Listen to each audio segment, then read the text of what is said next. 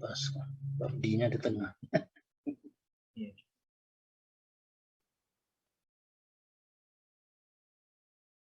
Komentar enggak pakai anu ya.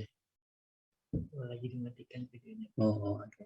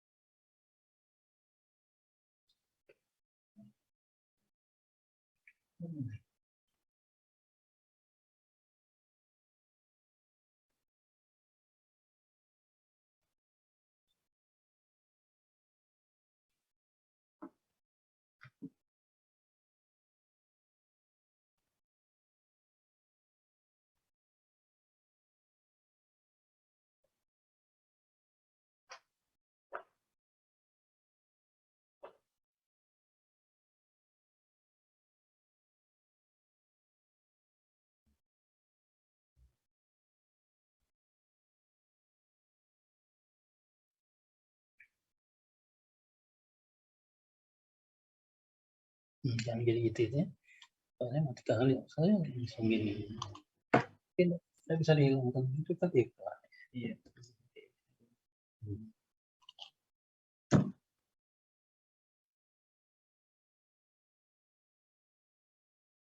Enggak putus-putus itu. Sekarang. Iya.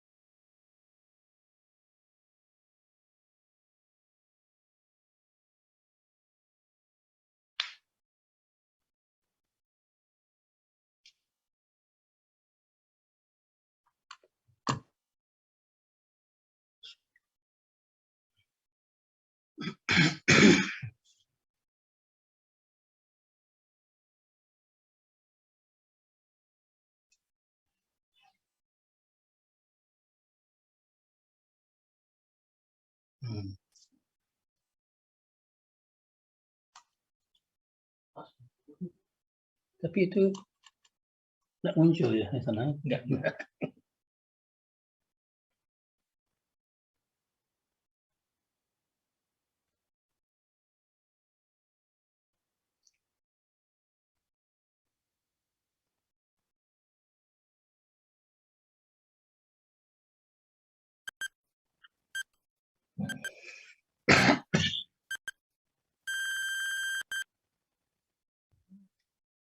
Baik. Assalamualaikum warahmatullahi wabarakatuh. Teman sejawat sekalian, salam sejahtera untuk kita semua. Pada pagi yang cerah ini, kita berkesempatan bicara-bicara khusus dalam konteks bulan Ramadan, bulan suci bagi kita. Dan itu akan dibawakan nanti oleh dua orang pembicara yang sudah tidak asing lagi. Yang pertama, Prof. Pradana, SPPD, KMD. Bisa didengar suaranya? Bisa. Nah, ya, oke. Dan yang kedua, Dr. Hendra. Yang pertama, kita akan dengarkan nanti dari Prof. Pradana, Diabetes and Ramadan, Practical Guideline. Ya. Untuk lebih meringkas waktu, sebaiknya kita mulai aja dengan Prof. Pradana lebih dahulu. Tapi sebelum itu akan saya bacakan sedikit mengingatkan kita semua mengenai etik dan patient safety. Ya.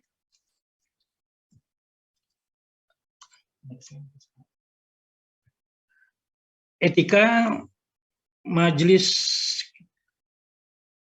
Etik Kedokteran ID ada di pusat, di wilayah, dan di beberapa cabang. Itu berwenang mengenai kemahkamahan, pengawasan, pembinaan, pembuatan fatwa, etika kedokteran di tingkat pusat. Dan Majelis Kehormatan Etika Rumah Sakit Indonesia, terutama mengatur etika rumah sakit dan pimpinannya, serta relasi antar tenaga kesehatan dalam rumah sakit. Kemudian mengenai Komite Etika dan Hukum, serta Komite Etik, Komite Medik di rumah sakit. Mengenai disiplin, ada MKDKI di bawah Konsil KKI, mengenai kemahkamahan dan pembinaan. Ya. Dan mengenai hukum, bentar, bisa dinaikkan sedikit, tertutup dengan ada nama-nama daripada peserta ini. Legislasi hukum, DPR, dan pemerintah mengenai undang-undang. Proses penegakan hukum oleh Kepolisian RI, Jaksa, Pengadilan, dan aparat hukum. Sesuai dengan kewenangannya, masuk KPK, BNN, dan sebagainya. Slide. Nilai-nilai keutamaan atau etika yang perlu diperhatikan, yakni kepemimpinan yang jelas, DPJP, kriteria medis otonomi pasien, mengutamakan kepentingan pasien, menghormati keputusan pasien dan keluarganya secara otonomi, dan etika kesejawatan. Musyawarah antar sejawat untuk mendefinisikan prioritas kepentingan pasien yang lentur dan sesuai dinamika, dan melibatkan pasien dan keluarga, memperhatikan dinamika klinis dan sosial pasien, dapat merubah skala prioritas, dapat merubah keputusan bersama. Prima facie Kaidah Dasar Bioetika (KDB) dalam menyepakati prioritas kepentingan pasien secara medis dan kemudian otonomi pasien. Non-malfeasance dapat menjadi prima facie pada episode emergensi. Slide. Mengenai dokter, kita harus wajib berpegang pada KODEKI, Kode Etik Kedokteran Indonesia, di mana materinya dapat diunduh nanti pada KODEKI daripada ID. Slide. Nah, mengenai standar keselamatan pasien, setiap rumah sakit wajib menerapkan standar keselamatan pasien. Standar keselamatan pasien meliputi hak pasien, mendidik pasien dan keluarga, keselamatan pasien dalam kesinambungan pelayanan, penggunaan metode peningkatan kerja untuk melakukan evaluasi, dan program peningkatan keselamatan pasien. Peran kepemimpinan dalam meningkatkan keselamatan pasien, mendidik staf tentang keselamatan pasien, dan komunikasi merupakan kunci bagi staf dalam mencapai keselamatan pasien. 6 sasaran daripada keselamatan pasien, yakni kegiatan identifikasi pasien, peningkatan komunikasi yang efektif, peningkatan keamanan obat yang perlu diwaspadai, high alert medication, kemudian kepastian tepatnya lokasi dan tepat prosedur dan tepat pasien operasi. Pengurangan risiko infeksi terkait pelayanan kesehatan. Dan terakhir, pengurangan risiko pasien jatuh. Slide. Demikian kira-kira yang mungkin sejawat sekalian sudah juga memahaminya. Kita refreshing pada hari ini dan untuk kita laksanakan tentunya. Selanjutnya saya akan persilahkan kepada Profesor Dr. Pradana untuk menyampaikan mengenai diabetes dan Ramadan, practical guideline. Silakan Prof. Pradana. Ya, Assalamualaikum warahmatullahi wabarakatuh. Selamat pagi dan salam sejahtera untuk kita semua. Pertama, saya ucapkan terima kasih kepada Profesor Dr. Asman Manaf, SPPD KMD yang telah memimpin acara kita hari ini dan tadi setelah menyajikan mengenai masalah etik ya dalam bidang kedokteran. Kemudian juga terima kasih kepada PB Pabdi yang telah menyelenggarakan acara yang penting ini dan juga kepada PT Novo Nordisk yang senantiasa mendukung acara-acara edukasi yang penting ini. Dan tidak kalah pentingnya adalah peserta yang hadir pada hari ini sudah mencapai 300 orang ya pada hari Minggu ya. Jadi memang kita ini mendapat pencerahan mengenai diabetes dan Ramadan practical guideline. Walaupun sudah 1 minggu nih, kita sudah menjalankan ibadah puasa 1 minggu, saya kira masih relevan ya, karena masih banyak juga teman-teman sejawat yang menanyakan mengenai bagaimana mengatur baik mengenai diet maupun mengenai obat-obatan maupun olahraga selama bulan Ramadan. Jadi mudah-mudahan ini bisa menjadi pencerahan buat kita ya, khususnya kita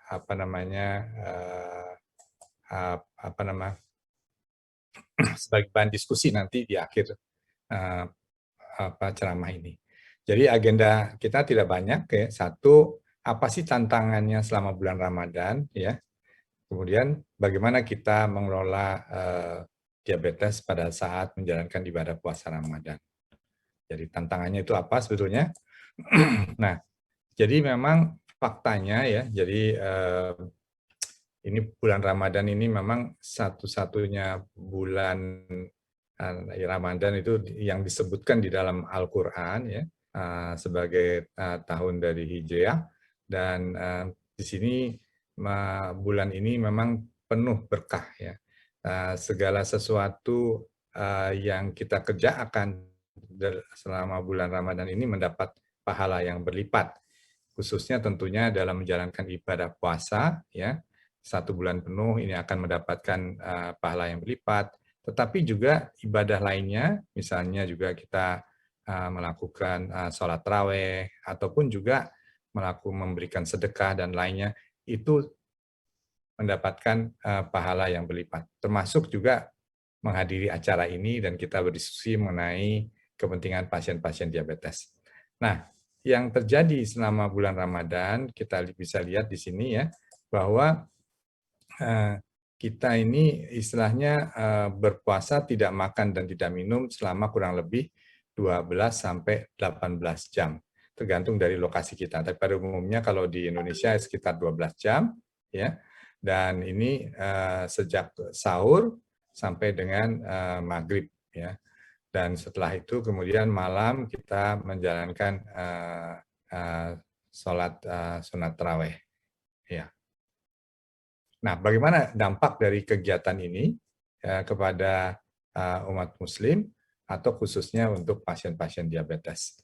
Jadi yang terjadi adalah makan kita menjadi berkurang, yang biasanya 3 kali atau bahkan ada yang 4 kali menjadi 2 kali. Kemudian juga intervalnya itu menjadi lebih pendek ya antara buka puasa dengan sahur ya. Itu intervalnya lebih pendek sehingga kemudian terjadilah perubahan rasa kenyang dan lapar ya. Ini berubah ya. Dan ini tentunya berkaitan juga nanti dengan jumlah kalori yang kita makan.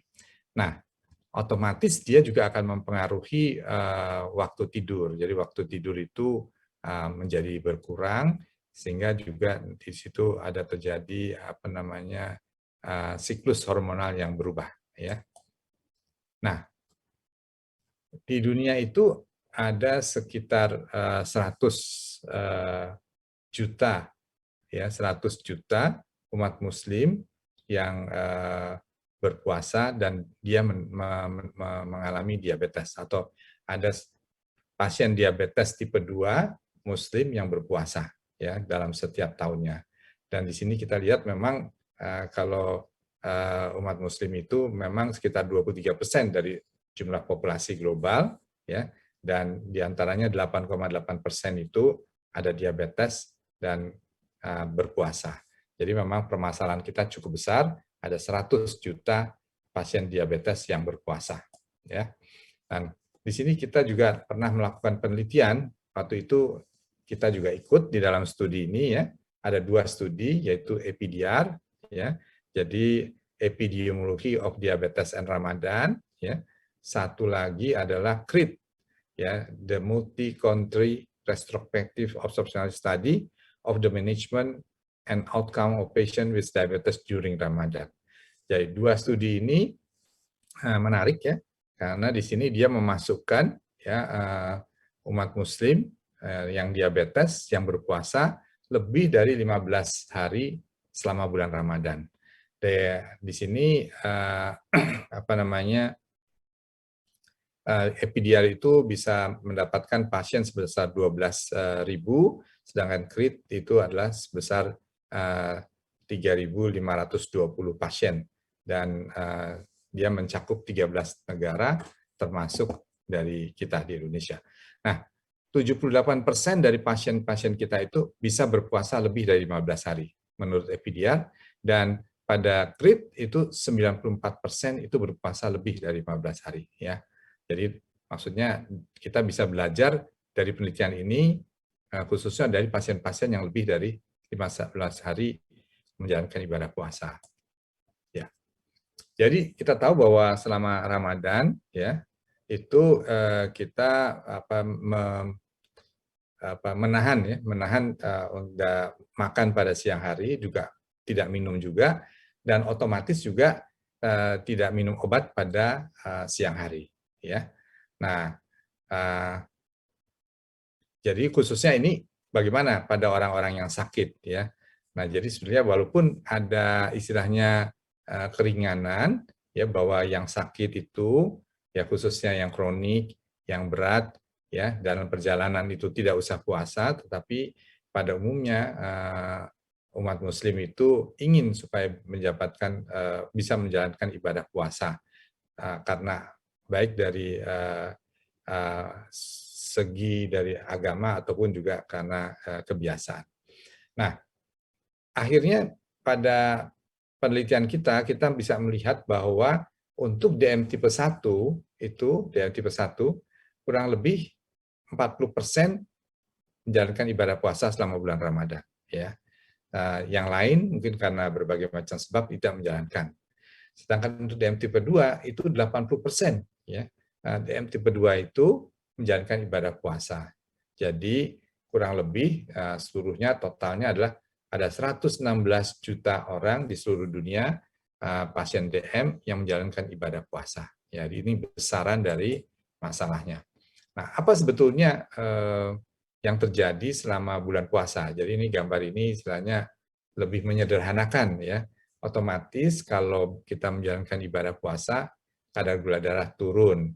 Nah, kalau misalnya gula darah turun, tentunya sekresi insulin menurun. Jadi, terjadilah kadar insulin di dalam darah itu rendah, dan di sini menyebabkan adanya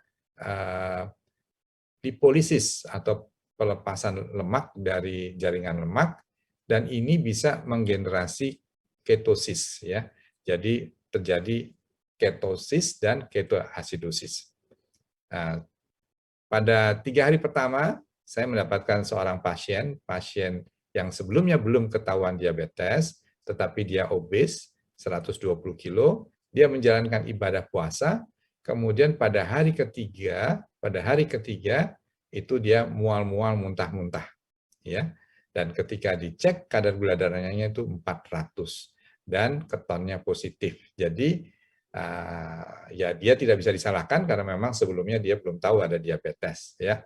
Dan jadilah ketosis, ya. Jadi kalau puasa itu belum tentu bahwa kadar gula darahnya selalu turun, tetapi juga bisa meningkat, ya. Kenapa dia meningkat? Ya karena di sini terjadilah glikogenolisis yang meningkat, ya, dan juga gluconeogenesis yang meningkat, ya, terjadi hiperglikemia, begitu, ya. Nah, jadi dari patofisiologi itu akhirnya kita bisa lihat bahwa seorang pasien diabetes yang berpuasa selama Ramadan itu mempunyai risiko 7,5 kali lipat untuk terjadinya hipoglikemi, ya. Dan hipoglikemi ini adalah merupakan satu alasan yang menyebabkan dia harus menghentikan ibadah puasanya atau harus berbuka puasa. Nah, disitulah makanya di dalam penelitian ini kita mengambil bahwa seorang menjalankan ibadah puasa Ramadan untuk pasien diabetes, untuk penelitian, itu adalah lebih dari 15 hari. Karena seringkali dia tidak bisa menjalankan ibadah puasa secara penuh, begitu, ya. Kemudian, untuk hipoglikemi yang berat, itu terutama terjadi pada pasien-pasien diabetes yang menggunakan obat oral, atau juga karena dosis insulin yang berlebih, atau karena juga physical activity yang berlebih. Jadi di sini memang kalau kita mau menghindari hipoglikemi selama bulan Ramadan untuk pasien DM, kita harus memberikan edukasi dan melakukan modifikasi yang nanti kita akan jelaskan lebih lanjut. Kemudian bagaimana dengan hipoglikemi? Ya, karena hipoglikemi ini memang mempunyai dampak yang negatif, ya. Dampak yang negatif pada pasien DM, dan dia bisa mengganggu kualitas hidup, ya, dan juga mempunyai dampak psikologis. Nah, inilah oleh karena itu memang kita tidak bisa menganggap bahwa hipoglikemi yang terjadi selama bulan Ramadan, dan ini didapatkan dari hasil penelitian yang saya sebutkan tadi, ya, Epidia dan Kritz, itu harus kita waspadai, dan ini perlu dikelola dengan baik, ya. Nah, sekarang bagaimana kita menghindari hipoglikemi yang sebagai penyebab utama kita tidak bisa melanjutkan ibadah puasa, ya. Nah, kita lihat di sini sebetulnya sudah ada guideline, baik guideline menurut Perkeni, ya, ataupun guideline menurut International Diabetes Federation. Nah, di sini di IDF itu ada seksi khusus, ya, yang bergerak di dalam bidang ini adalah Diabetes and Ramadan, ya. Dia mengeluarkan guideline. Nah, di sini guideline-nya itu mengenai apa aja, nanti ini bisa diminta, ya. Dia ada manuskripnya, ya. Jadi pertama yang perlu dikerjakan adalah menentukan risiko seseorang pasien diabetes untuk bisa atau tidak bisa menjalankan ibadah puasa itu, ya. Kemudian kita bisa memberikan rekomendasi berdasarkan risiko kuantifikasi tadi. Kemudian selama bulan puasa, biar aman, tidak hipo dan tidak hiper, harus ada SMBG atau PDGM, ya, jadi pemantauan gula darah sendiri. Kemudian juga ada petunjuk bagaimana sebetulnya makanan yang 3J-nya itu, ya, harus dijalankan selama ibadah puasa Ramadan. Kemudian tentunya kita tetap harus menjalankan aktivitas fisik, ya. Nah, tetapi aktivitas fisik ini tentunya sudah terbantu bila kita menjalankan sholat taraweh, nanti ditambah dengan sedikit senam, mungkin ini bisa memenuhi persyaratan untuk kegiatan fisik. Nah, yang tidak kalah penting adalah penyesuaian obat, ya, penyesuaian obat yang kita harus sesuaikan dengan kebiasaan kita makan sehari-hari. Nah, yang harus kita selalu waspadai adalah bahwa kita harus berbuka kalau kadar gula darah kita di bawah 70. Nanti kita diskusikan saat-saat untuk pemeriksaan itu. Dan juga bukannya rendah saja, kalau juga tinggi.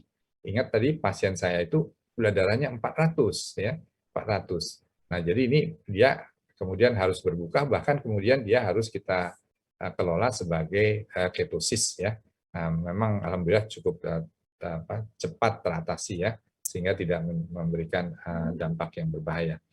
Nah, oleh karena itu kita juga harus memberikan edukasi mengenai gejala-gejala dari hipoglikemi maupun gejala-gejala dari hiperglikemi, ya, dan gejala-gejala dari dehidrasi.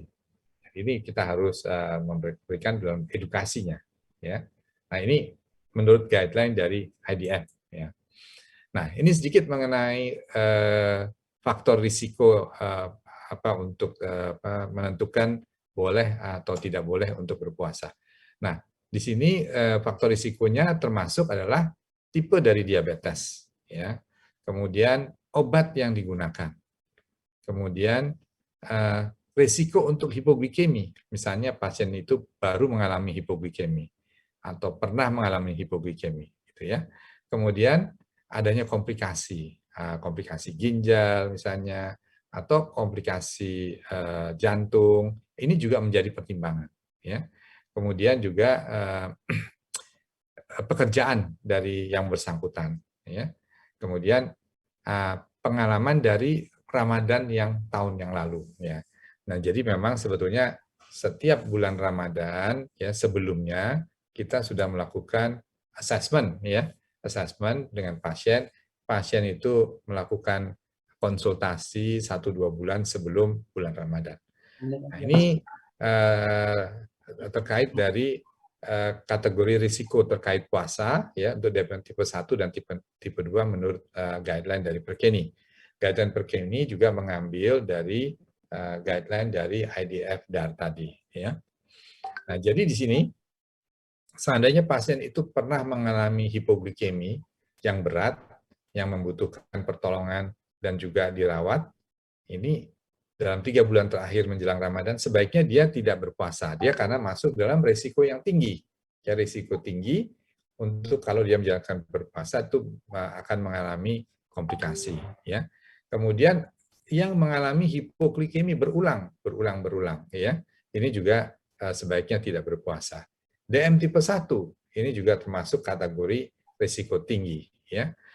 Penyakit akut, misalnya kena COVID, misalnya itu sebaiknya memang tidak menjalankan ibadah puasa, atau demam berdarah, atau dengan diare, itu tidak melakukan puasa. Jadi ada mengalami ketoasidosis dalam 3 bulan terakhir juga tidak berpuasa dan menjalankan pekerjaan fisik yang berat, ya. Jadi misalnya seorang pekerja bangunan yang bekerja di luar, itu pekerjaan yang berat secara fisik, ini juga tidak berpuasa.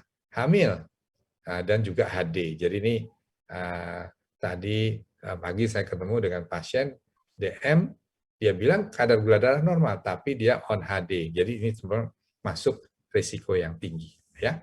Oke. Nah,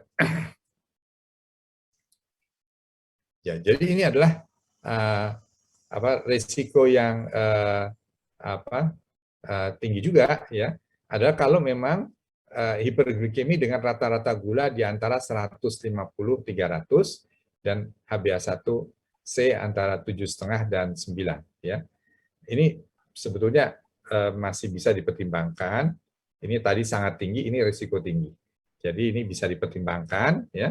Nah, ada insufisiensi ginjal, kemudian komplikasi makrovaskuler yang lanjut, Nah, hidup sendiri ya, tidak ada yang membantu, ini juga mempunyai risiko tinggi, tapi tidak sangat tinggi. Kemudian usia lanjut, ya, tetapi dalam kondisi yang kurang baik. Nah, jadi sekali lagi tadi saya sampaikan bahwa sebetulnya memang kalau mau menjalankan ibadah puasa Ramadan itu sudah harus dipersiapkan ya 1-2 bulan sebelumnya. Ya, jadi di sini apa namanya kita mengingatkan antara lain ya ini di dalam edukasinya ya jangan terlalu banyak ngemil misalnya di sini ya. Kemudian juga kita menganjurkan bagaimana melakukan modifikasi dari makanan ya sehingga bisa menjalankan ibadah puasa Ramadan dengan aman ya. Kemudian bagaimana kita melakukan modifikasi obat. Memang ada obat yang tidak perlu dimodifikasi, tapi ada obat yang perlu dilakukan modifikasi. Dan ini sudah kita lakukan sebelum bulan puasa Ramadan dan bahkan kita juga menganjurkan melakukan uji coba ya. Biasa kita suka melakukan uji coba bisa dengan puasa Senin Kamis dan melakukan adjustment seperti yang nanti akan kita kerjakan selama bulan Ramadan. Ya. Nah, apa sebetulnya materi-materi dari yang diberikan itu? Ini bisa diperoleh ya, apa sebetulnya materi yang bisa diberikan. Di sini kita bisa lihat bahwa kalau kita melakukan edukasi dengan baik, kita bisa mengurangi risiko kejadian hipoglikemi. Ya. Misalnya kita berikan gejala-gejala mengenai hipoglikemi itu apa, ya, bagaimana cara mengatasinya, ya, kemudian bagaimana kita melakukan adjustment obat, dan seterusnya. Ini harus diberikan sebelum bulan puasa Ramadan. Dan siapa yang harus dituju? Tidak hanya pasien tentunya, tetapi juga tenaga-tenaga kesehatan. Yang hari ini kita ketemu dengan teman-teman sejawat yang berhadapan dengan pasien-pasien kita. Walaupun sudah 1 minggu, saya kira kita bisa juga melakukan adjustment dan belajar untuk tahun ini, dan kemudian kita bisa terapkan lebih baik untuk tahun depan, begitu ya. Oke. Nah, di dalam guideline IDF tadi, ya, sejawat sekalian, kita bisa lihat bahwa kita dianjurkan untuk melakukan PDGM, SMBG. Nah, di sini kita dianjurkan, apalagi kalau memang dia mempunyai risiko sangat tinggi, ya, kita melakukan pemeriksaan sebelum sahur. Kemudian pagi-pagi, ya, mungkin sekitar jam 7 kita periksa. Kemudian tengah hari kita periksa. Kemudian juga sore-sore, jam 4, jam 5, dan bisa juga menjelang berbuka, dan 2 jam setelah berbuka. Jadi di sini ada 1, 2, 3, 4, 5, 6 paling tidak titik yang bisa periksa. Tentunya nanti kemudian teman-teman bisa melakukan adjustment sesuai dengan ketersediaan, ya. Tapi pada yang risiko sangat tinggi, kayaknya PDGM ini merupakan satu keharusan, ya, wajib ya. Kalau tidak, kita tidak bisa mempunyai pedoman, ya. Ya, jadi ini ada sejawat juga yang gula darahnya katanya baru puasa hari ketiga sudah 300-an gitu. Nah, ini memang membutuhkan ini. Kalau nggak dilakukan, saya juga tidak bisa memberikan saran gitu ya, apa yang harus dirubah mengenai dosis insulinnya ya. Tapi ini adalah timing yang kita anjurkan untuk diperiksa, untuk kita bisa memberikan saran-saran. Oke. Nah, jadi komponen yang lain adalah mengenai makanan. Jadi secara umum ya kita harus menyarankan atau memberikan penjelasan bagaimana kita membagi makanan yang 3 kali sehari itu menjadi 2 kali sehari, ya, di antara sahur dan berbuka, ya.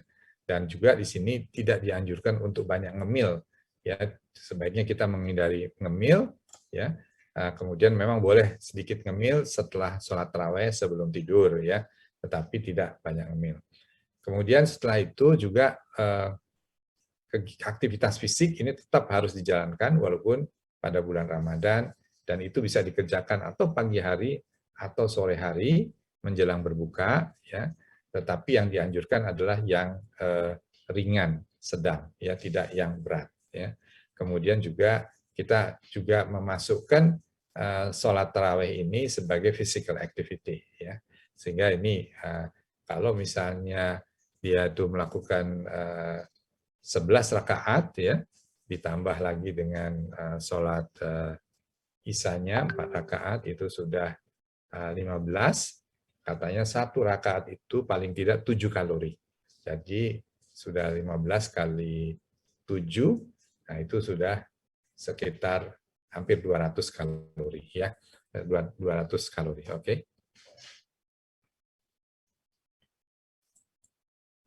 Oke.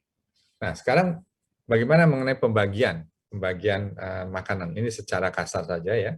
Jadi makanan yang kita makan sehari-hari antara 1.200 sampai 2.000 kalori itu kita bagi 30-40%-nya waktu sahur. 40-50%-nya itu waktu berbuka, dan nanti ditambah makanan snack yang sehat, di sini dikatakan sehat, ya. Nah, 10-20% ini mungkin kita bisa berikan pada saat menjelang tidur malam, ya. Ya, di sini juga minum sebetulnya yang penting, ya. Minum itu nggak boleh kurang. Jadi apalagi kalau usia-usia lanjut, ya. Nah, ini sebenarnya kita dianjurkan minum paling tidak 30-50 cc per kilogram berat badan. Kalau berat badan kita 50 atau 60, itu mungkin sekitar 2 liter, 2,5 liter, ya. Jadi kita minum, dan ini dibagi kapan kita minum sejak berbuka sampai sahur, begitu, ya, supaya kita bisa mencapai hidrasi kita, ya, menjelang menjelang imsak. Sudah 25 menit, Prof. Pradana. Sedikit lagi, mungkin 2 slide lagi, Prof. Silakan. Ya. Baik, nah sekarang mungkin adjustment. Nanti kita banyak diskusi aja, ya. Nanti dokter setelah saya ini nanti akan menyampaikan juga lebih banyak mengenai pengobatan insulin pada bulan puasa. Nah, jadi kalau kita menggunakan insulin kerja panjang 1 kali sehari, itu kemudian diberikannya pada saat berbuka puasa, dosisnya bisa dikurangi sekitar 15%, 30%. Tapi kalau dia diberikan 2 kali sehari, dosis pagi diberikan saat berbuka puasa, dan dosis sore diberikan pada saat sahur, dikurangi 50%-nya, ya. Kalau kita menggunakan insulin kerja cepat, ya, nah di sini diberikan dosis berbuka itu seperti biasa, dosis siang tidak diberikan, dosis sahur bisa dikurangkan 20%. Oke. Nah, sekarang bagaimana dengan premix? Memang premix ini agak sulit, ya. Jadi kalau diberikannya 1 kali sehari, tidak perlu penyesuaian dosis, tapi diberikannya saat berbuka. Kalau diberikan 2 kali sehari, ya, saat berbuka, ya, dosisnya tidak dirubah. Nah, saat sahur itu diturunkan sekitar 20-50%. Tapi sekali lagi kita harus lihat dari SMBG-nya atau PDGM-nya, ya. Kalau yang 3 kali sehari, nah dosis siangnya itu tidak diberikan, kemudian diturunkan dosis yang diberikan pada saat berbuka dan sahur. Nah, di sini memang seringkali terjadi kesulitan, ya, dengan menggunakan premix 3 kali sehari untuk melakukan adjustment, ya. Nah, mungkin itu saja yang kami sampaikan. Terima kasih atas perhatiannya, dan kami kembalikan ke Prof. Asman Manaf. Silakan, Prof.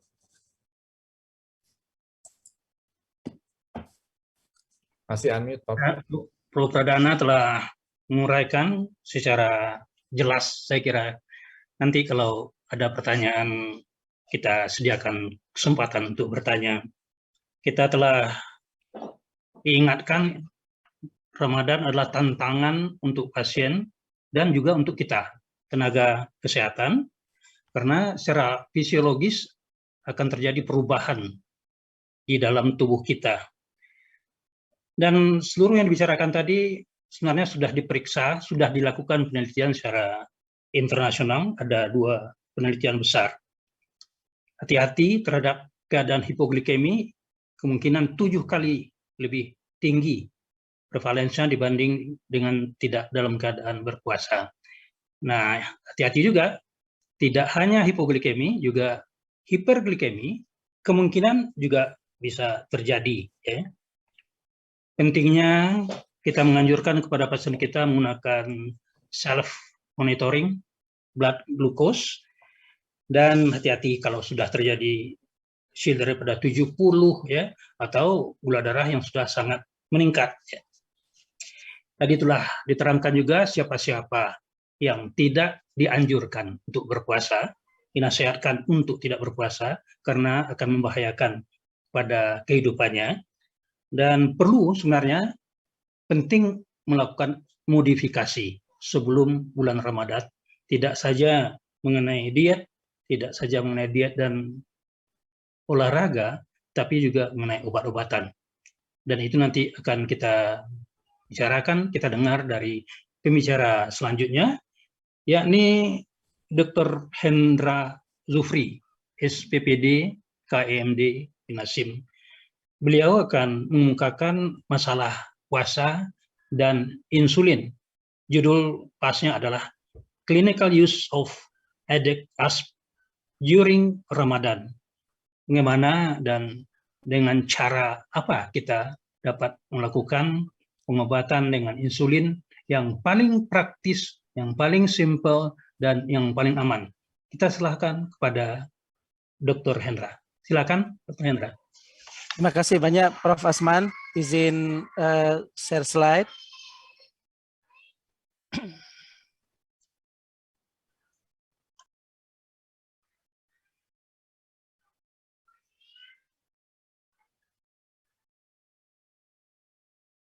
Bismillahirrahmanirrahim. Assalamualaikum warahmatullahi wabarakatuh. Yang saya hormati Profesor Asman, Profesor Pradana, para guru besar, para teman sejawat, para peserta di seluruh Indonesia. Izinkan saya melanjutkan apa yang tadi sangat baik diutarakan oleh Prof. Pradana dengan melanjutkan bagaimana sebenarnya cara kita menggunakan EDEK-ASPAT selama bulan Ramadan dan bagaimana cara kita melakukan penyesuaian. Ini adalah slide disclosure saya. Terima kasih kepada PP Pabdi yang telah memberi kesempatan kepada saya, kepada PT Novo Nordisk Indonesia yang senantiasa memberikan kesempatan kepada saya untuk memberi dan kita berdiskusi pada sesi webinar. Ada 3 agenda nanti yang kita akan bicarakan. Kita nanti akan mereminding kembali apa itu EDEK-ASPAT sebagai satu modalitas co-formulation insulin. Kemudian kita akan lihat satu dari studi penggunaan EDEK-ASPAT selama bulan Ramadan. Dan terakhir kita nanti akan tutup sesi ini dengan mencoba meresume bagaimana cara kita menggunakan EDEK-ASPAT selama bulan Ramadan. Kalau kita lihat saat ini tentu menarik karena kita saat ini punya co-formulation yang sering kita gunakan di praktek sehari-hari. Kalau saya kutip paper dari Rupa Mehta, dikatakan bahwa beberapa co-formulation yang muncul adalah kombinasi glargin dengan lixisenatide.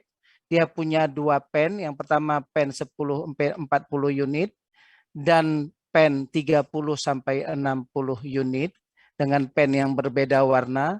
Kemudian kalau di luar negeri dia punya kombinasi insulin degludec dengan liraglutide. Dan yang terakhir adalah kombinasi insulin degludec sebagai ultra long acting dengan insulin aspat sebagai insulin prandial. Dan ini nanti kita akan bahas kombinasi EDEK-ASPAT yang kita lihat rentang dosisnya 10 unit sampai 80 unit. Kalau kita mau lihat di Indonesia tentu menarik karena preparat ini sebenarnya sudah masuk di Indonesia sejak tanggal 22 Oktober 2019. Masuknya berbarengan dengan beberapa negara lain. Dan kalau kita mundur ke belakang, ternyata kombinasi fixed ratio ini antara degludec dan insulin aspat dengan rentang dosis 10-80 unit, ini sebenarnya sudah di-approve jauh sebelumnya pada tanggal 21 Januari 2013.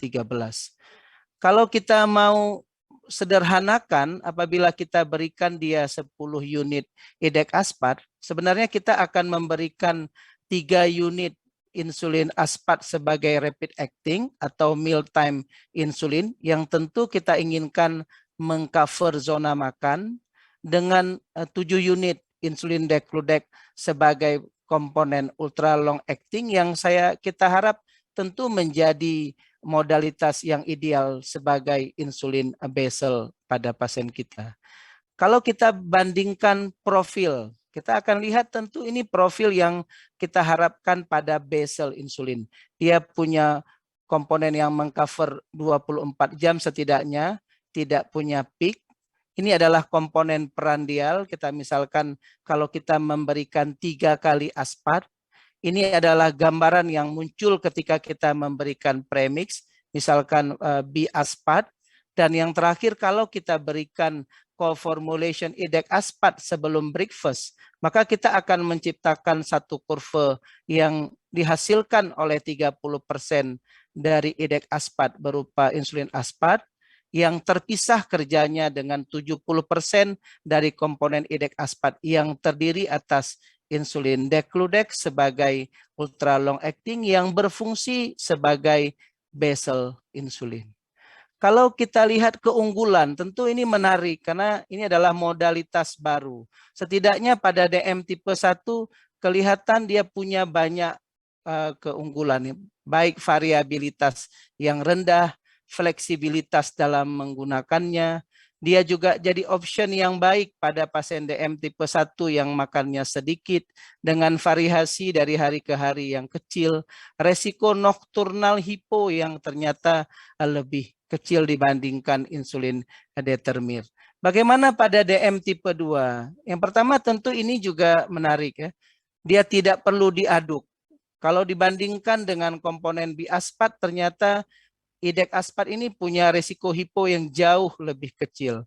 Dia punya komponen degludec sehingga resiko nokturnal hipo lebih kecil dibandingkan komponen glargin lain, dan apabila pasien lupa, yang menariknya dia bisa memindahkannya pada makan selanjutnya, dan inilah yang disebut dengan flexibility ketika kita ingin menggunakan IDEC aspat. Sekarang kalau kita mau balik ke rekomendasi awal dari paper Rupah Mehta, IDEC aspat sebenarnya diidealkan pada pasien-pasien yang punya simptom dan ekstrim hiperglisemia dan punya postprandial hiperglisemia yang menjadi problem. Setidaknya punya body mass index yang lebih kecil, dan kelihatan 3 indikasi dasar ini jadi pilihan kapan kita melakukan inisiasi dengan IDEC aspat. Bagaimana switching? Dari beberapa studi ternyata disimpulkan bahwa ada 3 kondisi yang paling sering menjadi alasan kita melakukan switching dari preparat lain menjadi IDEC aspat. Yang pertama ternyata glikemi yang tidak terkontrol baik, atau kepatuhan memang yang tidak begitu baik. Dan yang menarik adalah pada pasien-pasien yang mungkin kesulitan melakukan SMBG terlampau sering, sehingga dia butuh preparat yang lebih simple. Kalau kita lihat populasi Asia, ternyata ada 4 alasan yang membuat dia memilih co-formulation ini. Yang pertama adalah glycemic factor. Ya. Ternyata ada perbedaan antara fasting dan postprandial di pagi yang lebih dari 55, A1C-nya yang tinggi, ada perbedaan gula darah antara waktu tidur dan waktu pagi yang lebih dari 55. Psychologic factor ternyata juga memegang peranan penting. Mayoritas orang Asia itu ingin yang lebih simple, lebih nyaman, dan dia ingin mudah dalam melakukan intensifikasi, terutama pada orang-orang tua.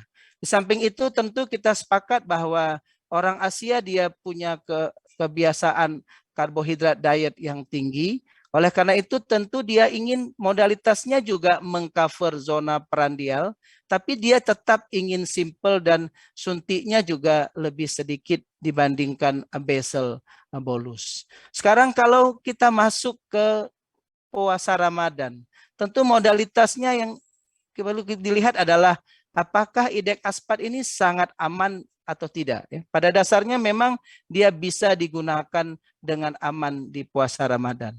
Kita lihat nanti studinya insiden hiponya dapat diturunkan lebih dari 74%. Dan ternyata dia punya profil dari gula darah yang sama dibandingkan preparat, misalkan preparat yang diberikan seperti biaspat atau basal bolus. Sekarang saya tunjukkan 2 studi yang saya coba kumpulkan. Yang pertama yang dilakukan pada 2015 dan yang terbaru nanti kita akan coba lihat studi yang dilakukan oleh Dr. Hassanein dari Uni Emirat Arab yang mengcover 263 sampel yang membandingkan biaspat dengan idek aspat yang nanti kita akan bahas pada sesi berikutnya. Para teman sejawat, saya akan coba menampilkan satu clinical trial dari idek aspat pada puasa Ramadan yang dibuat oleh Dr. Hassanein dari Uni Emirat Arab. Studi ini terdiri atas 263 sampel. Dia merupakan open label multicenter trial yang terdiri atas partisipan dari beberapa negara. Algeria, kemudian India, Lebanon, Malaysia yang punya profil seperti kita di Indonesia dan South Africa. Dia punya waktu randomisasi 2 minggu, kemudian waktu treatment inisiasi 8 hingga 20 minggu sebelum Ramadan, kemudian Ramadan selama 4 minggu, kemudian diikuti lagi 4 minggu post Ramadan, dan 2 minggu dia melakukan follow up. Yang dibandingkan adalah penggunaan idek aspat 2 kali, baik dengan obat oral atau tidak, yang dibandingkan dengan biaspat 2 kali, baik dikombinasi dengan obat oral atau tidak. Yang dilihat adalah bagaimana efikasi dari idek aspat 2 kali sehari dibandingkan dengan biaspat 2 kali sehari dalam mengontrol glikemik, baik dibandingkan sebelum Ramadan dan akhir Ramadan. Endpointnya adalah A1C, perubahan A1C, perubahan fruktosamin atau glycated albumin, dan berapa proporsi populasi yang mencapai target di bawah 7, dan dia lihat 8 poin self monitoring blood glucose, dan ini tentu menarik untuk kita lihat apakah memang capaian hipoglikeminya lebih rendah. Ini adalah baseline karakteristik. Usianya kira-kira 54 sampai 55 tahun, 48%-nya adalah laki-laki, berat badannya kisarannya adalah 70 sampai 80, dengan body mass index antara 29 sampai dengan 30. Yang menarik, durasi diabetesnya cukup lama, di atas 10 tahun, 12,1 tahun, dengan A1C rata-rata 8,5, dan fasting plasma glukos antara 170 sampai dengan 180 mg per desiliter. Apa yang menarik, kelihatan efikasinya ternyata sama. Dia tidak ada perbedaan antara glycemic control yang menggunakan biaspat dan yang menggunakan idek aspat 2 kali 1 hari. Yang menarik, ternyata insiden hiponya jauh lebih kecil pada penggunaan idek aspat 2 kali sehari. Dalam 28 periode dia dapat turunkan 74%. Dan selama Ramadan dia dapat turunkan 62%. Bagaimana nocturnal hipo? Dalam periode studi hingga 28 minggu, dia dapat turunkan sampai 83%. Dan selama Ramadan, cukup menarik, dia bisa turunkan sampai 74%. Sekarang kita masuk ke inti yang tadi kita ingin lihat, bagaimana sebenarnya kita menggunakan idek aspat selama Ramadan. Untuk menjawab ini saya coba kumpulkan beberapa studi, nanti saya akan coba sampaikan, dan kelihatan yang menarik pada bulan Ramadan, ternyata variabilitas glikemik jadi hal penting.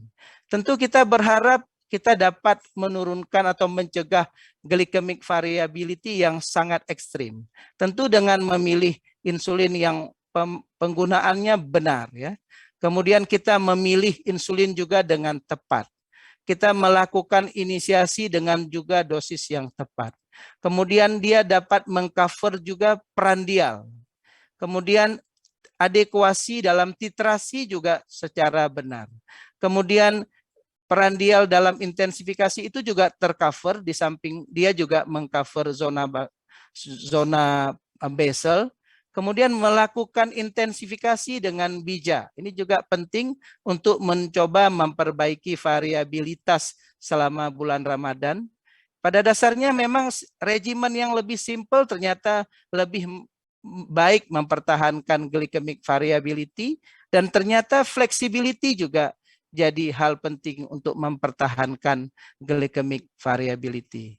Untuk menjawab bagaimana sebenarnya IDEC aspat kita gunakan saat Ramadan, saya coba mengumpulkan ada sekitar 8 referensi, baik yang dikeluarkan oleh Indonesia, kemudian yang dikeluarkan oleh Prof. Hasanen, yang dikeluarkan oleh Rupa Mehta, yang dikeluarkan juga oleh Turki, dengan mengikut sertakan 2 studi yang mungkin digunakan menggunakan IDEC aspat pada bulan Ramadan.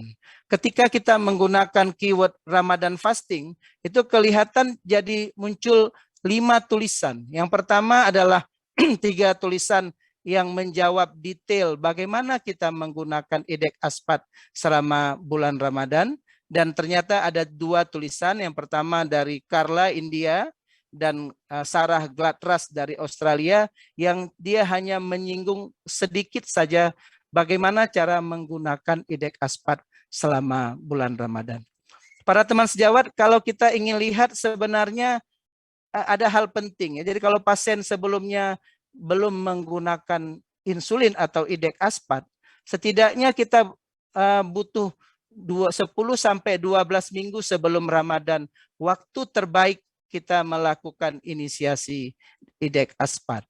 Bagaimana switching? Pada populasi yang sudah menggunakan insulin, sebaiknya kita melakukan switching menjadi IDEC aspat itu 4 sampai 6 minggu sebelum bulan Ramadan. Dan ini tentu penting untuk membuat pasien lebih familiar dalam melakukan titrasi, dalam melakukan monitoring ketika dia menggunakan IDEC aspat. Sekarang bagaimana kalau dia menggunakan IDEC aspat 1 kali sehari sebelum bulan Ramadan? Pada saat Ramadan tentu kita harus turunkan dosisnya 25% sampai 30%. Kita boleh berikan pada saat iftar atau sahur, tergantung makan mana yang terbanyak. Dan ini tentu kita bisa lakukan titrasi setelahnya. Bagaimana kalau IDEC aspat 1 kali digabung dengan beberapa 1 atau lebih obat anti diabetes ya. Yang pertama, dia memang kita turunkan dosis IDEC aspat 25 sampai 30%. Kita boleh berikan IDEC aspat pada buka puasa atau sahur, tergantung kapan makan terbesar yang dilakukan oleh pasien.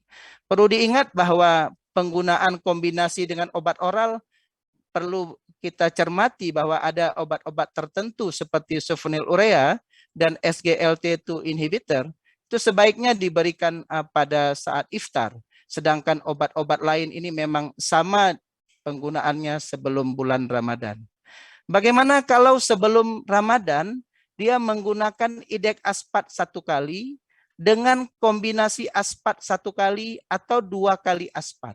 Yang pertama, kita boleh pindahkan IDEC aspatnya pada iftar atau sahur. Dan kalau dia menggunakan 1 kali aspat, ini kita bisa letakkan dia baik pada iftar maupun sahur, tentu waktu yang berbeda dengan IDEC aspat. Sedangkan apabila dia menggunakan menggunakan aspat 2 kali, sebaiknya 1 dosis aspat itu bisa dihilangkan. Sekarang bagaimana kalau dia menggunakan IDEC aspat 2 kali sebelum bulan Ramadan? Kita tahu bahwa kalau dia gunakan 2 kali, maka kita bisa gunakan pada iftar dan sahur. Sebaiknya pada dosis sahur itu diturunkan 25 sampai 30%, terutama pada pasien-pasien yang glycemic kontrolnya terkontrol baik. Bagaimana kalau sebelum Ramadan dia menggunakan IDEC aspat 2 kali dengan penambahan 1 kali obat anti diabetik? Kita bisa berikan sama iftar dan sahur, tentu dengan pengurangan saat sahur pada dosis IDEC aspat dan penggunaan obat oral sangat tergantung dari obat oral yang kita gunakan. Bagaimana kalau dia sebelum Ramadan menggunakan idek aspat 2 kali dengan 1 kali insulin aspat?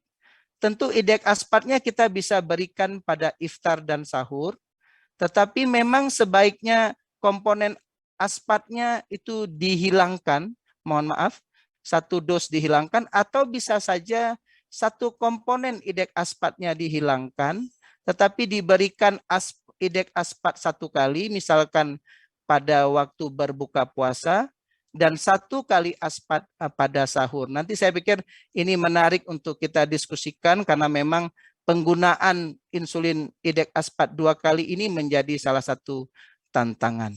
Sekarang bagaimana kita melakukan titrasi? Saya coba bagi yang menggunakan idek aspat 1 kali sehari dan yang 2 kali sehari. Pada dasarnya kalau glikemiknya terkontrol baik, sebaiknya kita melakukan titrasi cukup seminggu sekali saja. Sedangkan kalau glikemik kontrolnya tidak baik, sebaiknya kita lakukan evaluasi dan titrasi 2 kali dalam seminggu dengan target fasting 90 sampai dengan 126. Kita bisa naikkan cukup 2 unit atau turunkan 2 unit apabila targetnya di luar yang kita harapkan, baik yang menggunakan 1 kali maupun yang menggunakan 2 kali. Pada yang menggunakan 2 kali memang lebih rumit, tetapi memang pada prinsipnya juga sama. Yang dilihat adalah kadar gula sebelum iftar dan kadar gula sebelum sahur.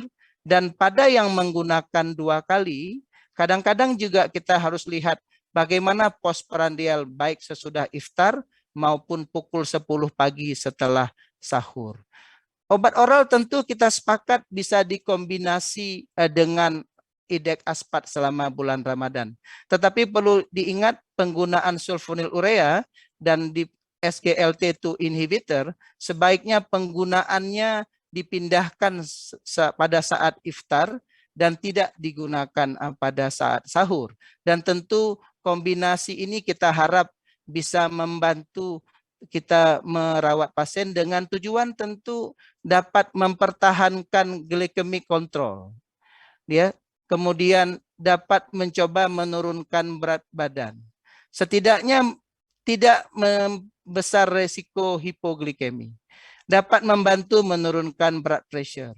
Dapat memperbaiki glikemik kontrol, dapat mencegah progresivitas komplikasi, dan pada akhirnya ikut mencegah dan menurunkan resiko kronik dari diabetes complication. Mungkin ini yang saya dapat sampaikan. Lebih kurang saya mohon maaf. Saya tutup dengan 1 kesimpulan. Yang pertama adalah idek aspat kelihatan satu modalitas yang aman dan efektif untuk mencapai glikemik kontrol selama dalam bulan Ramadan. Dan kelihatan ini jadi satu pilihan yang menolong pasien untuk melakukan puasa yang aman dan tetap sehat. Ini yang saya dapat sampaikan. Lebih kurang saya mohon maaf. Wabillahi taufiq wal hidayah. Assalamualaikum warahmatullahi wabarakatuh. Waalaikumsalam. Baik, cukup jelas dan tuntas apa yang dikemukakan oleh sejawat Dr. Hendra. Beliau telah simpulkan sendiri yang kira-kira nanti kita bisa diskusikan setelah ini, yaitu, tapi yang jelas Rizodek atau idek aspar tersebut efektif, terjadinya hipoglikemi lebih kecil, dan penggunaannya lebih simpel, fleksibel, dan juga dikatakan tidak meningkatkan berat badan. Dan itu sudah dibuktikan oleh beberapa studi perbandingan sebelumnya antara idek aspar dengan bi-aspar 30 ya. Dan memang kalau efikasinya antara kedua obat ini sama, dan keadaan hipoglikemi lebih rendah pada idek aspar. Juga dikatakan glycemic variability juga lebih rendah pada idek aspar. Cara penggunaannya juga tadi telah dikemukakan, tapi yang penting hendaknya ke depan adalah kita lakukan inisiasi dan switching tersebut pre-Ramadan. Jadi kita sudah bersiap-siap sebelum bulan Ramadan dan memberikan penjelasan kepada pasien kita 10-12 minggu untuk inisiasi, 4-6 minggu untuk switchingnya. Kapan diberikan? Bisa pre-iftar, pre-berbuka, dan bisa juga pre-sahur. Ya. Tapi hati-hati, pre-sahur, dosis yang biasa digunakan bagusnya diturunkan, sedikit diturunkan. Kalau untuk melakukan titrasi, oleh karena pemberian awal belum tentu akan menemukan hasil yang kita harapkan, kita perlu titrasi, maka kita lakukan titrasi sebagusnya 1 minggu 1 kali pada yang gula darahnya bagus-bagus saja, baik-baik saja. Tetapi kalau yang banyak variasinya, naik turunnya, bagusnya 2 kali seminggu, mencegah supaya jangan kita kebablasan karena dia dalam keadaan yang tidak baik-baik saja, gitu ya. Baik, kita akan masuki secara resmi setelah ini acara diskusi, dan sekali lagi saya ucapkan terima kasih kepada Dr. Hendra Zufri, dan saya kembalikan kepada pihak Novo untuk memulai acara diskusi. Sekian, terima kasih.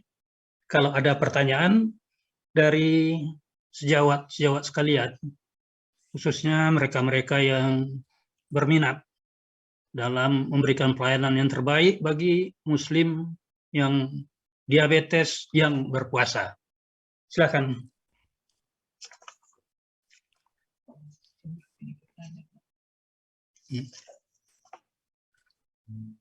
Kalau ada yang mau mengajukan pertanyaan. Baik, izin Prof. Asman untuk beberapa pertanyaan sudah ada pertanyaan yang masuk dari kolom Q&A, Prof. Asman. Ya, bagaimana?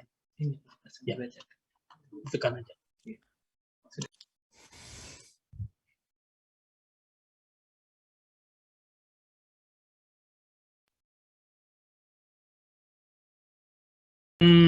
Pertama ini kelihatannya ada kaitan dengan grafit ya, kondisi grafit yang berpuasa diabetes gestasional.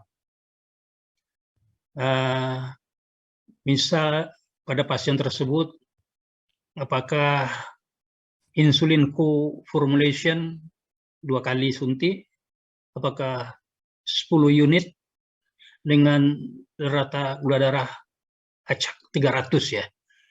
Ini barangkali lebih kepada Dr. Hendra ini pertanyaannya saya kira. Ya. Silakan dijawab Dr. Hendra. Ya, terima kasih Prof. Asman. Nanti mungkin saya minta tambahan dari Prof. Pradana dan Prof. Asman juga. Yang pertama memang kalau kita lihat konsensus IDF DAR yang membedakan antara tahun sebelumnya dan tahun 2021 dan 2022, ternyata ada komponen atau bahagian bagaimana menyiapkan pasien DM dengan grafida untuk berpuasa. Ini yang sebelumnya pada IDF DAR itu tidak dimasukkan, dan ini salah satu perbedaan konsensus sebelumnya dengan yang sekarang. Ya, tentu kita tahu bahwa pada orang yang sedang hamil dengan diabetes tentu kondisi ini akan lebih sulit ya, karena memang fisiologi kehamilan kadang-kadang membuat kondisi pasien juga tidak begitu baik.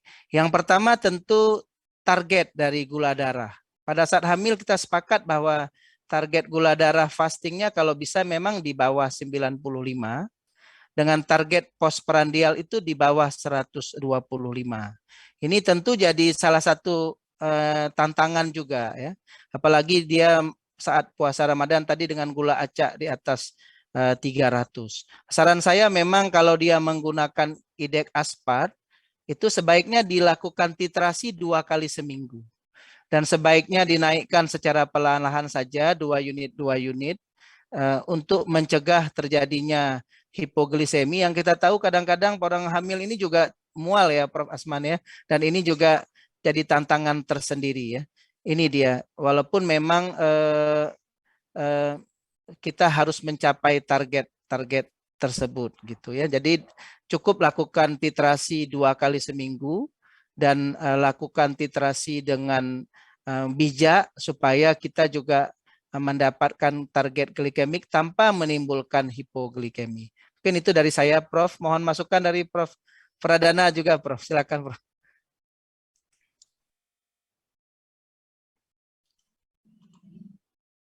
Silakan, Prof. Pradana. Ya, terima kasih. Ya, yang pertama itu kalau DM hamil itu termasuk risiko sangat tinggi ya, betul ya, Dokter Jeffrey? Betul, Ya. Prof. Ya, Dokter Hendra. Jadi itu masuk sangat tinggi. Jadi memang tidak dianjurkan, tapi kan kadang-kadang itu dia memaksa juga untuk berpuasa begitu ya. Oke.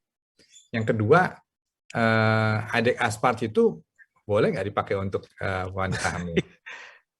Gimana Dokter Jeffrey? Ya, sebenarnya kalau lihat Balai POM kita sepertinya belum ya, Prof ya. Walaupun memang komponen dekludek itu sendiri kalau kita lihat di FDA itu sudah boleh diberikan pada ibu hamil, Prof. Sedangkan komponen aspat sebenarnya sudah lama diizinkan pada ibu hamil, betul. Sedangkan co-formulation idek aspat memang kalau kita lihat Balai POM kita sepertinya masih belum ya, Prof. Prof. Rana ya. Jadi masing-masing komponen menurut EDA sudah boleh. Sudah boleh. Tapi di kita labelingnya belum gitu ya. Betul, betul, Prof. Oke. Jadi yang ketiga, dia itu sebetulnya ya kalau wanita hamil itu memang cenderung untuk lebih ketosis ya, begitu ya. Betul. Nah, jadi di sini mungkin juga kita harus hati-hati ya. Jadi dia udah cenderung untuk ketosis dan tidak boleh puasa lama-lama. Makanya kan kalau pada wanita hamil katanya kalau bangun pagi disuruh makan sedikit ya, begitu ya, Dokter Hendra, supaya supaya dia tidak nggak mual, Prof. begitu tidak ya. Mual, betul, Prof. Nah, jadi saya kira ini pentingnya ya dari dokternya nih. Dokternya bisa memberikan atau berkomunikasi dengan pasien. Risikonya itu cukup besar ya, karena di sini ada ibu dan bayi. Kalau menurut saya itu ya. Jadi memang ini memang cara kita berkomunikasi dengan pasien juga turut menentukan hasil ya. Kalau kita bilang ya udahlah kalau dia mau ya udah, tapi kalau kita berjelaskan sebetulnya apa yang terjadi, mungkin mudah-mudahan dia bisa mengerti ya. Saya kira itu dari saya. Terima kasih. Baik, Prof. Ya, baik. Terima kasih, Prof. Pradana. Tapi ada sedikit yang mengganjal juga apa yang diterangkan tadi, apakah itu berlaku sama wanita hamil dan diabetes, tetapi wanita hamil diabetes gestasional. Karena pertanyaannya ini adalah diabetes gestasional. Silakan, Dr. Hendra. Memang pada settingannya, Prof, kita bisa akan dapat dua ya. Jadi pasien DM sebelumnya dengan kehamilan, tentu dengan kehamilan itu sendiri kita tahu merupakan kondisi insulin resisten, itu biasanya justru glikemik kontrolnya akan lebih jelek dibandingkan sebelum hamil. Sedangkan pada saat gestasional diabetes dengan target gula yang saya pikir sama, saya pikir Prof dengan 300, saya pikir manajemen insulinnya tentu sama ya Prof ya. Tapi kalaulah dia sebelumnya sudah DM, kemudian dia hamil, tentu ini biasanya glikemiknya jadi lebih jelek, Prof. Mungkin dari saya itu, Prof. Baik. Jadi kalau kita bisa simpulkan mengenai IDEC ASP itu masih belum ada ketegasan, sedangkan kita harus hati-hati yang tadinya kita lakukan pemeriksaan 1 kali dalam seminggu, bagusnya 2 kali dalam 1 minggu. Saya kira untuk penanya anonimus cukup sekian. Kita berpindah sekarang kepada penanya berikutnya dari Dr. Alex dari Padang. Ya. Izin bertanya, jika pasien sudah terkontrol gula darahnya dengan basal bolus, artinya ini sebelum Ramadan ini ya, bagaimana cara switch dosis ke IDEC ASP termasuk penyesuaian untuk berpuasa di bulan Ramadan ini. Jadi mereka ini sudah terkontrol dengan basal bolus sebelumnya. Nah, pertanyaannya adalah bagaimana cara switch ke IDEC ASP. Silakan, Prof. Silakan Dr. Hendra ya. Ya, terima kasih Prof. Asman. Saya pikir pertanyaan yang baik sekali ya dari Dr. Alex. Makasih banyak Dr. Alex. Pada dasarnya memang ada beberapa concern kita melakukan switching dari basal bolus menjadi IDEC ASPAT. Ya. Yang pertama adalah mungkin hipoglikemi concern. Yang kedua adalah efikasi concern, dan yang terakhir adalah convenient concern. Jadi kalaulah memang tadi pasiennya sudah terkontrol baik dengan basal bolus dan dia ingin dengan suntikan yang lebih sedikit, saya pikir sangat logis dia di switching menjadi IDEC ASPAT. Waktu terbaiknya tadi saya sudah utarakan, sebaiknya 4-6 minggu sebelum Ramadan kita melakukan switching dari basal bolus ke IDEC ASPAT. Tentu kita bisa melihat kondisi komponen dari jumlah total dosis harian yang digunakan. Kalau dia sudah lebih dari 30 atau 40 unit per hari, sebaiknya dosis IDEC ASPAT itu di-splitting menjadi 2 kali sehari. Tapi kalau total dosis dari basal bolus yang kita gunakan masih kurang dari 30 atau 40 unit, kita boleh cukup berikan IDEC ASPAT 1 kali sehari. Titrasi saya pikir sama Prof, kalau sudah terkontrol baik selama Ramadan cukup sekali sehari, sedangkan kalau belum terkontrol baik sebaiknya 2 kali dalam seminggu Prof. Mungkin itu dari saya Prof. Mohon tambahan dari Prof. Pradana juga Prof. Prof. Pradana silakan. Baik, terima kasih. Ya, jadi sebetulnya kalau sudah terkontrol dengan basal bolus, ya kan, dan dia tidak ada terjadi hipoglikemi gitu ya, mungkin juga saya Dr. Hendra setuju ya, nggak usah di switch ya kali ya. Kecuali memang karena gini, ada satu kesulitan kalau kita mau men-switch itu kan co-formulation tuh istilahnya fix ya, rasionya tuh fix ya, sehingga kadang-kadang belum tentu cocok antara dosis yang kita butuhkan begitu ya. Tapi kalau memang dia rasionya antara basalnya dengan prandialnya itu sudah seperti tadi ya 30-70, nah mungkin itu memang lebih cocok, kita bisa ngurangin satu suntikan, Prof. Satu suntikan, nah itu memang lebih nyaman. Nah kelebihannya kalau kita switch untuk kepentingan Ramadan adalah kita bisa lebih stabil untuk siangnya begitu, pada saat dia nggak makan. Itu sebetulnya yang kita inginkan ya. Tapi nggak harus gitu ya, nggak harus bahwa di switch. Cuma ada kelebihannya itu bahwa sekarang co-formulation itu sudah ada di BPJS gitu. Jadi sebetulnya itu satu teknologi yang juga bisa dimanfaatkan untuk teman-teman ya, sekalian juga belajar gitu ya. Karena memang ini lebih nyaman sebetulnya ya. Tetapi sekali lagi tadi waktunya harus dipertimbangkan. Jangan maksudnya sekarang ini mau di-switch, repot nanti. Ya, karena pengalaman saya itu waktu pas men-switch itu nggak apple to apple dosis basalnya begitu ya. Betul, Prof. Gimana pengalamannya? Betul, Prof. Jadi kayaknya butuh beberapa waktu ya, Prof, ketika kita switching dari satu modality ke modality yang lain ya, Prof ya. Itulah memang lebih baik itu di switching setidaknya 4-6 minggu sebelum Ramadan, Prof. Itu Prof, saya pikir Prof. Ya, saya kira cukup penjelasan dari kedua pembicara tadi yang kalau bisa kita simpulkan, kalau kita ingin melakukan pengobatan apabila dia telah terkendali bagus dengan basal bolus, ya untuk apa diganti lagi, tetapi ada pertimbangan lain tadi, bahwa kalau kita mengganti dengan Rizodec, apalagi kalau telah tersedia, apalagi di BPJS katanya sudah tersedia, keuntungan yang bisa kita peroleh dengan menggantinya, tapi 4-6 minggu sebelum Ramadan, maka keuntungan yang kita peroleh adalah menurunkan angka hipoglikemi, pemberiannya lebih simple, lebih fleksibel, dan juga tadi dikatakan tidak akan menaikkan berat badan. Hanya tambahan dari saya, kita persilakan kepada Dr. Alex penanya tadi untuk mempertimbangkan semasak-masaknya, yang mana yang akan lebih menguntungkan untuk pasiennya. Saya akan lanjut kepada pertanyaan yang ketiga dari Saudara Abdul Rahman. Pertanyaannya adalah, bagaimana cara menaikkan dosis pada pasien yang menggunakan insulin Rizodek, di mana gula darah premil malam yang tidak terkontrol? Saya kira yang pertama menjawab, saya kira silakan Dr. Hendra dulu lah ya. Baik, Prof. Jadi kalau yang dimaksud adalah gula darah sebelum iftarnya belum baik, saya pikir tergantung ya. Ini dia pakai IDEC aspatnya berapa kali sehari.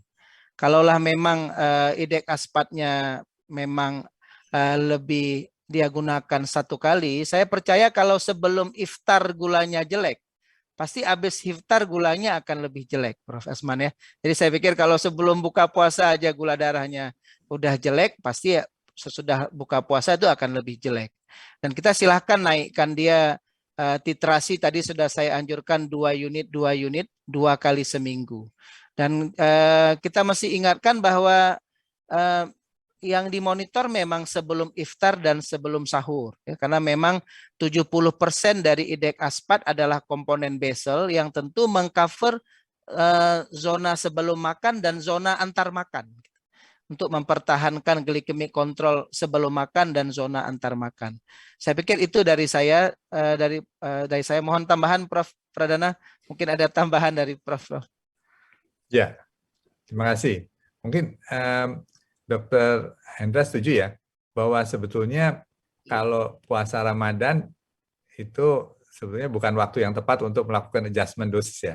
Betul, Prof. Betul, Prof. Ya, agak sulit ya, Prof. Dan agak susah gitu ya. Ya, susah. Nah, jadi memang kalau memang kita mau switching, jangan pada saat Ramadan deh gitu Betul. ya. Nah, tapi gini, prinsipnya sih kalau pakai IDEC aspat itu, kita makainya sebagai basal dulu gitu ya, dokter. Ya, jadi basal kita. Jadi yang kita kontrol itu tadi Dokter Hendra nyampaikan puasanya. Nah, nanti kita lihat tuh, kalau puasanya belum terkontrol, tapi prandialnya sudah terlalu rendah, nah ini kan berarti kita nggak bisa terusin gitu ya, Dokter Hendra ya. Betul, Prof. Nah, berarti gini kemungkinan kita harus bagi 2 gitu. Jadi gitu. Jadi kalau misalnya memang prandialnya masih tinggi, udah sampai ke basal, basalnya sudah misalnya sebelum puasa itu, sebelum buka itu udah bagus, misalnya udah 110 gitu ya, udah mencapai target, kan kita nggak bisa nambahkan gitu ya, Dokter Hendra ya. Gimana tuh Dokter Hendra? Pada kasus tadi kayaknya sebelum malamnya masih jelek, Prof. Jadi sebelum iftarnya masih sebelum jelek. Ya, bukan. Iya, sebelum iftar, Prof. Kalau sebelum iftar kita naikin aja terus. Betul, ya, betul. Sampai itu. Jadi kita anggap bahwa dia adalah kita mau kontrol puasanya dulu gitu. Ya. Betul, Prof. Baik, saya kira cukup dipahami oleh Dr. Anonymous ya. Kita lanjut. Ini nampaknya penanya cukup bergairah ini, oleh karena kedua pembicara memang memberikan materi yang memancing pertanyaan. Dr. Anggoro Supriyo, sampai penggunaan berapa unit per hari IDEC aspart perlu diberikan menjadi 2 kali sehari. Jadi artinya tadinya dia 1 kali sehari, tapi sampai penggunaan berapa unit per hari kah IDEC aspart perlu diberikan menjadi 2 kali sehari. Saya kira Dr. Hendra lebih dahulu. Baik, Prof. Jadi memang pada dasarnya tentu kita melakukan inisiasi IDEC aspart ini dengan 1 kali sehari. Tetapi kalaulah dia total dosis hariannya sudah lebih dari 30 unit, saya pikir atau 40 unit, itu sebaiknya memang di-splitting jadi 2 kali sehari. Sebenarnya yang ditakutkannya bukan komponen degludeknya, karena memang kita tahu 70% dari komponen IDEC aspat ini adalah insulin degludec. Tapi yang ditakutkan kalau besaran dosis itu lebih dari 30-40 unit adalah komponen dari aspatnya yang tentu kalau kita berikan 1 kali sehari tentu akan justru menimbulkan resiko hipo yang lebih tinggi. Oleh karena itu kalau dia sudah lebih dari 30 atau 40 unit, saya pikir lebih baik, lebih aman kita melakukan splitting injeksi menjadi 2 kali sehari, Prof. Mungkin itu dari saya, Prof. Asman. Silakan, Prof. Pradana, kalau ingin menambahkan. Sudah cukup ya? Ya, sudah cukup. Saya kira cukup, sebab ada penanya lain, yaitu sejawat Sarli Puspita Aryesa. Assalamualaikum, selamat siang Prof. Dokter. Saya Dr. Sarli dari Klaten.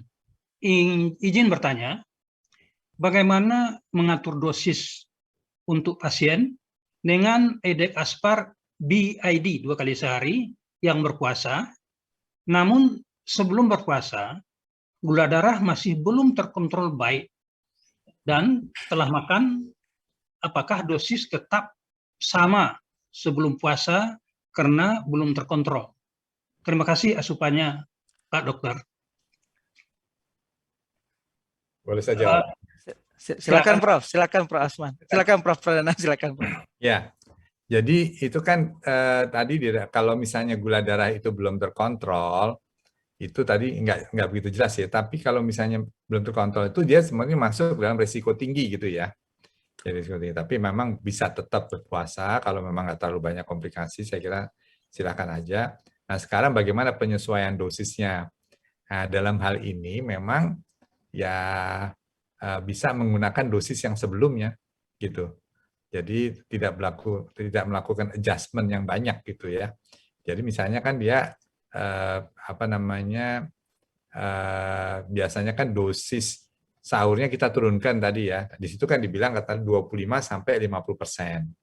Nah, kalau dalam hal ini kan berarti yang bukanya kan tetap dosisnya ya. Nah, yang sahurnya kalau mau ini kan dikurangin boleh. Kalau enggak juga enggak apa-apa, tapi tetap harus dimonitoring. Jadi begitu nanti jam 7 pagi dicek, kalau di bawah 100 langsung buka, nggak usah dilanjutkan. Ya, atau itu masih bagus, nanti jam 12. Kalau dia di bawah 100 langsung buka. Nanti kemudian besoknya harus dilakukan adjustment. Modelnya seperti itu. Gimana Dr. Hendra, setuju nggak? Saya setuju Prof. Setuju Prof. Pada dasarnya memang kalau IDEC aspat ini 2 kali sehari lebih agak sulit ya Prof ya mengatur dosisnya ya Prof ya. Karena memang kadang-kadang kita mesti melihat tidak hanya gula darah sebelum iftar dan sebelum buka, tapi komponen sesudah bukanya juga kita mesti lihat dan sesudah sahur Prof. Pada dasarnya memang saya sepakat dengan Prof Pradana, kalaulah memang dia tetap memaksa diri walaupun resiko dia tetap tinggi untuk berpuasa, yang paling penting bagaimana menyiapkan dia berpuasanya dengan aman ya Prof ya. Jadi dia tidak hipo, tapi dia juga tidak tadi seperti pasien Prof itu gulanya yang justru tambah naik selama bulan Ramadan Prof. Saya pikir saya sepakat dengan apa yang dikatakan Prof Pradana Prof. Prof Asman, ini ada pertanyaan nih dari Dr. Prita nih. Ya, dia pakai premix nih kalau nggak salah ya. 2 kali 20 ya. Nah, gula darahnya itu di atas 300 nih. Ya, selama bulan puasa nih beberapa hari sudah di atas 300. Nah, yang seperti ini kita bilang bahwa ini sebetulnya tidak terkontrol. Ini DM tipe 2 tidak terkontrol. Jadi memang dia tidak eligible untuk ibadah puasa. Tapi waktu saat dia menjalankan ibadah puasa, dia menjadi tambah tidak terkontrol. Karena tadinya kalau nggak salah ini 3 kali suntik ya, kemudian dia bulan puasa cuma tinggal 2 kali. Berarti kan dia sudah mengurangi ini. Nah ini yang yang menjadi kesulitan ya untuk kita untuk melakukan adjustment.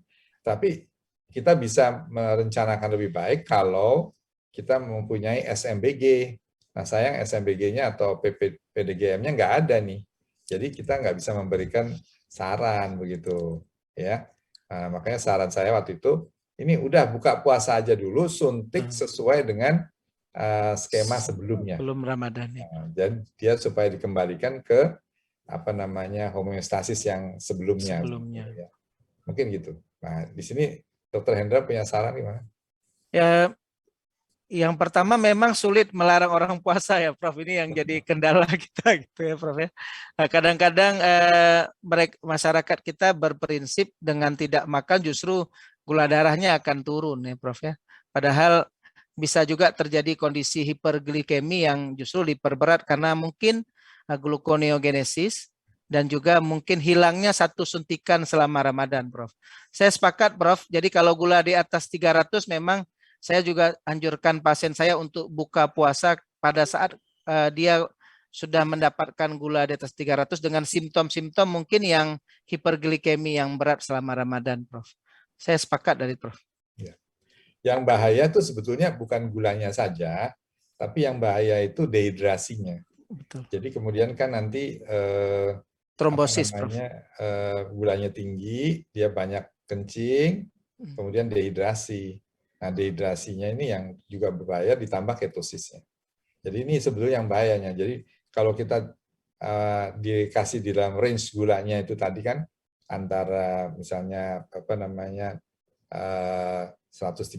sampai 200, 250 itu relatif aman. Tapi begitu dia sudah melampaui, dia bukan tambah turun tapi tambah meningkat. Mungkin itu.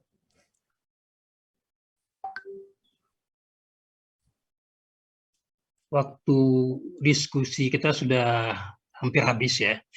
Tapi satu pertanyaan tinggal tanggung, apalagi terkait dengan diskusi kita sebentar ini, yakni dari Dr. I. Nyoman Yogi Wiraguna. Gini, pada pasien DM sering didapatkan gastropati diabetik. Apakah dengan berpuasa dapat memperbaiki keluhan ini? Dan selain pemberian obat prokinetik, bagaimana teknik pemberian OAD atau insulin pada kondisi pasien tersebut? Silakan dijawab. Mungkin Dr. Hendra dulu, barangkali. Saya coba dulu ya, Prof. Nanti mungkin Prof. Pradana bisa. Saya pikir gastropati diabetik itu komplikasi mikro yang kronik yang sering kita dapat ya, Prof. Asman. Dan ini tentu jadi salah satu kendala ya. Jadi kalau kita mau lihat manajemen medikamentosa, memang kalau lihat drug of choice-nya itu pada gastropati diabetik itu di samping prokinetik yang paling baik itu tentu cisapride ya yang 5 mili dan itu biasanya cukup membantu pasien-pasien dengan gastropati diabetik. Dalam manajemen gula darah juga menarik ya karena pada gastropati ini terjadi pengosongan lambung yang membuat delay postprandial hiperglikeminya berbeda dengan profil hiperglikemi postprandial pasien yang tanpa hiperglisemi. Beberapa kiat saya itu yang saya berikan tentu kalau dia menggunakan komponen yang mengandung prandial, saya biasanya berikannya sesudah makan, Prof. Asman. Jadi dengan harapan kerja prandialnya itu bisa saya harap lebih lama dari yang kalau diberikan sebelum makan. Bagaimana kalau dia menggunakan idek aspat? Saya pikir juga sama. Saya biasa gunakan pada pasien-pasien dengan komplikasi gastropati, itu saya berikan tidak sebelum makan, tapi segera sesudah makan pasien yang tadi yang mempunyai keluhan gastropati. Mohon tambahan dari Prof. Pradana, Prof. dan Prof. Asman, Prof. Silakan, Prof. Pradana. Terima kasih atas kesempatan. Jadi saya setuju dengan Dr. Hendra ya. Jadi memang gastropati diabetik ini agak sulit ya mengatasinya karena dia mempengaruhi pola makan ya dan otomatis mempengaruhi kontrol gula darahnya. Nah, sementara untuk obat-obat oral itu ada keterbatasan ya. Misalnya pada kondisi ini kan kita tidak memakai metformin ya. Saya kira kita nggak pakai lagi, dia udah mual kok dikasih metformin gitu ya, kira-kira begitu ya. Nah, kemudian dia udah mual, tentunya obat-obat yang bikin kembung mual nggak kita pakai nih.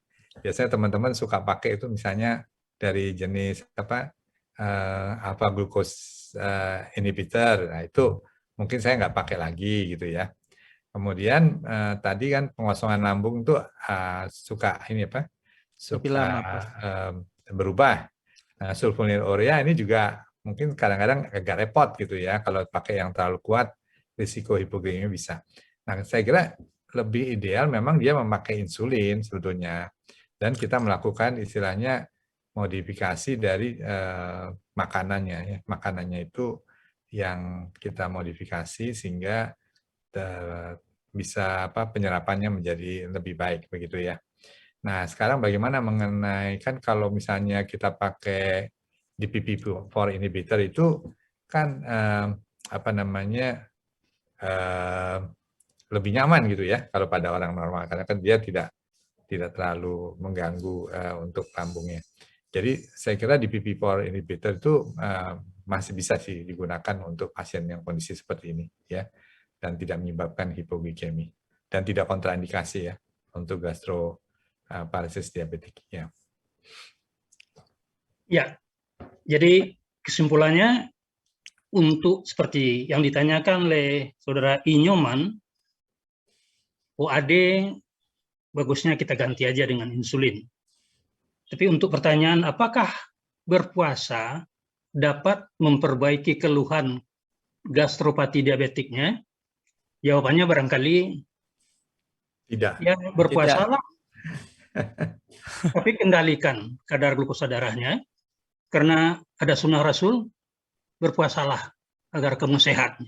Ini hanya sekedar tambahan dari saya. Assalamualaikum warahmatullahi wabarakatuh. Waalaikumsalam warahmatullahi wabarakatuh. Makasih banyak Prof. Asman, Prof. Pradana.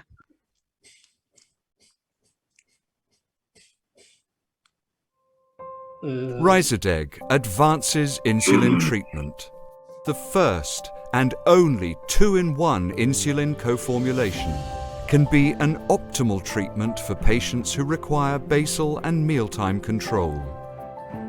To help provide lasting HbA1c control,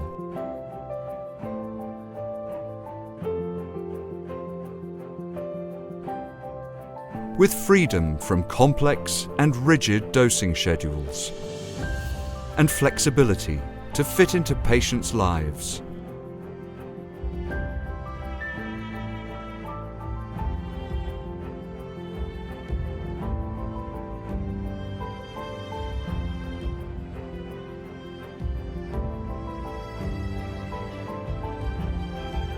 Help inspire your patients to succeed with an optimal treatment for their lives, which can make it easy to start your patients on the road to treatment success. Experience the freedom.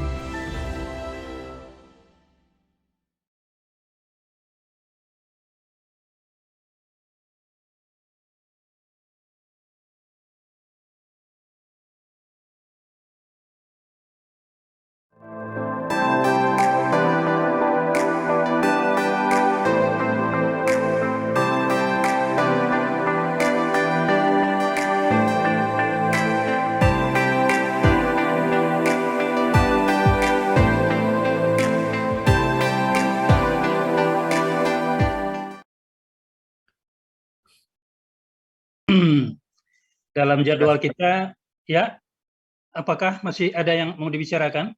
Enggak, sudah selesai. Tidak ada. Ya, dalam jadwal kita ini adalah acara kesimpulan dan penutup ya. Saya kira kesimpulan tidak usah lagi saya kemukakan.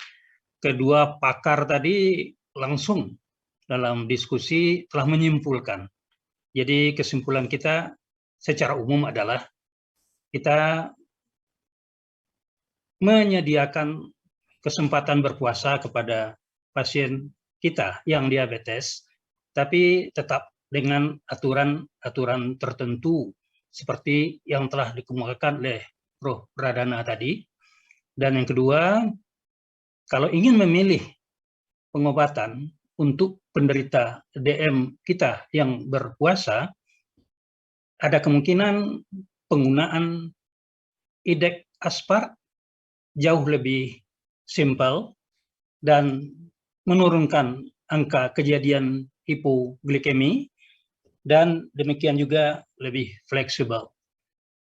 Saya kira itu kesimpulan umum daripada diskusi kita dari dua bicara pakar tadi. Saya akhiri dengan Assalamualaikum warahmatullahi wabarakatuh. Waalaikumsalam warahmatullahi wabarakatuh. Terima kasih, Prof. Terima Asman. kasih banyak Prof. Asman, Hendra. Prof. Terima Pradana, kasih Prof. sehat Prof. Asman, terima kasih Prof. Lupus. Pradana, Terima kasih. terima Kevin. kasih banyak Dr. Hendra. Ya, sama-sama. Prof. Pradana, Semoga sehat Prof. selalu Asman. Prof. Dokter. Selamat berbuka Sehat puasa. selalu, Prof. Masih lama ya. Selamat menunggu buka puasa, Prof. Saya live ya. Terima kasih, Prof. Baik Silakan. Prof, terima kasih banyak Prof.